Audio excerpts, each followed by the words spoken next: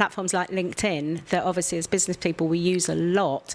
When I think back to when I was working in the corporate world, 5-10 years ago, the pictures on there were very business, very, staid, serious, yeah. Now, where people are showing their personality, showing the brand, the person behind the brand, those get so much more input. I've got a friend who posted about her struggles with some things that were going on, and she got so much input, and they're things that you would just not normally have shared on LinkedIn. And actually resulted in leads, resulted in, contact from people that she hadn't spoke to in years. So I think, that using photos and using stories on mediums that we might not necessarily have thought to do in the past just brings rewards nowadays.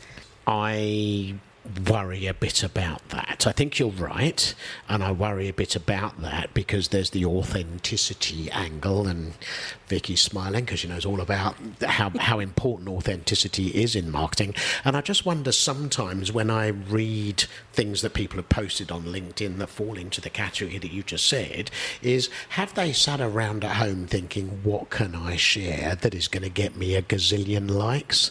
And I just worry sometimes, and some of the things that I read from some people are very much like that. Vicky? I think there's got to be a balance. I think, yes, people want to know who's behind that picture. They want to engage with that person, on a more natural level. But I think there's a borderline of, for me personally, I think there's a borderline of how personal you go. I think you bring a personal element to it, but it's still got to be professional.